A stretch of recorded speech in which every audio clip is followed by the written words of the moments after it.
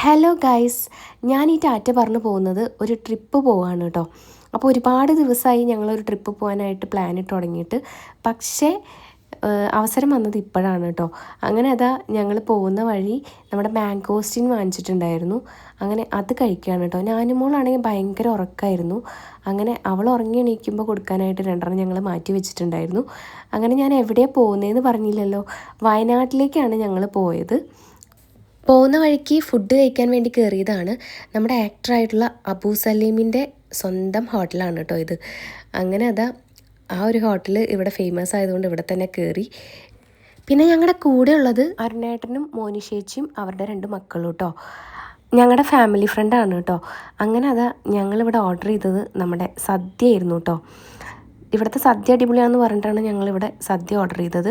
ഒരുപാട് കറികളും ഒരുപാട് ഐറ്റംസും ഉണ്ടായിരുന്നു കേട്ടോ. പിന്നെ ഞങ്ങൾ സ്പെഷ്യലായിട്ട് നമ്മുടെ കൂന്തളും അതുപോലെ നമ്മുടെ മീനും പറഞ്ഞിട്ടുണ്ടായിരുന്നു. പിന്നെ പിള്ളേർ പടകളൊക്കെ നമ്മുടെ ബിരിയാണിയാണ് കേട്ടോ കഴിച്ചത്. അവർ പിന്നെ പുറത്തിറങ്ങിയാൽ ബിരിയാണിയുടെ ആൾക്കാരാണ്. അതുകൊണ്ട് പിന്നെ നമ്മൾ ആ ഭാഗത്തേക്ക് നോക്കിയില്ല കേട്ടോ. അങ്ങനെ അതാ ചോറൊക്കെ കഴിഞ്ഞ് നമ്മുടെ നല്ല അടിപൊളി പായസമൊക്കെ കഴിച്ച് ഞങ്ങൾ അവിടെ നിന്ന് പുറത്തേക്ക് ഇറങ്ങി കേട്ടോ. അത്യാവശ്യം നല്ല തിരക്കുണ്ടായിരുന്നു കേട്ടോ ഇവിടെ. അത്യാവശ്യമല്ല, ഒരുവിധം നന്നായിട്ട് തന്നെ വെയിറ്റിങ്ങും ഉണ്ടായിരുന്നു. പക്ഷെ ഞങ്ങൾക്ക് അധികം വെയിറ്റ് ചെയ്യേണ്ടി വന്നിട്ടുണ്ടായിരുന്നില്ല. ഞങ്ങൾ വരുമ്പോൾ ഒരുപാട് പേര് വെയിറ്റ് ചെയ്തിരിക്കുകയാണ് കേട്ടോ. അങ്ങനെ പിന്നെ ഞങ്ങൾ അവിടെ നിന്ന് അതാ വണ്ടീൻ്റെ അടുത്തേക്ക് നടക്കുകയാണ്. പിന്നെ ഫുഡൊക്കെ കഴിച്ച് കഴിഞ്ഞ് ഞങ്ങൾ പിന്നെ വണ്ടിയിൽ കയറിയപ്പോൾ ഭയങ്കര മൂഡായിരുന്നു കേട്ടോ ഡാൻസൊക്കെ കളിക്കാൻ. അങ്ങനെ അതാ ഞങ്ങൾ ഭയങ്കര ഡാൻസ് കളിയായിരുന്നു.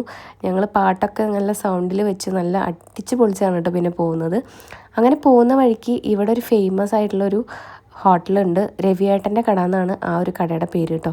അവിടെ നല്ല പോർക്കിറച്ചി കിട്ടും കേട്ടോ. അങ്ങനെ പോർക്കിൻ്റെ ഇറച്ചി കഴിക്കാനായിട്ട് ഞങ്ങളത് അവിടെ പോയി.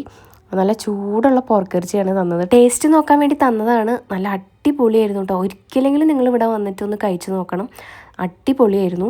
ഞങ്ങൾക്ക് ഫുഡ് കഴിച്ച് പോയതിൽ സത്യം പറഞ്ഞാൽ അന്നേരം റിഗ്രറ്റ് തോന്നിയിട്ടോ, ഇവിടെ നിന്ന് കഴിച്ചാൽ മതിയായിരുന്നു എന്നായി. അങ്ങനെ അത് അവിടെ നിന്ന് കുറച്ച് പാഴ്സലും വാങ്ങിച്ചിട്ട് ഞങ്ങളത് റിസോർട്ടിലേക്ക് പോവുകയാണ് കേട്ടോ. പോകുന്ന വഴി അതിനേക്കാട്ടിലും ഗംഭീരമായിരുന്നു.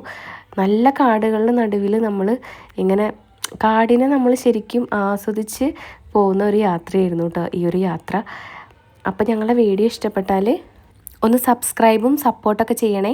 മറ്റൊരു വീഡിയോ ആയിട്ട് നമുക്ക് വീണ്ടും കാണാം. ബായ്.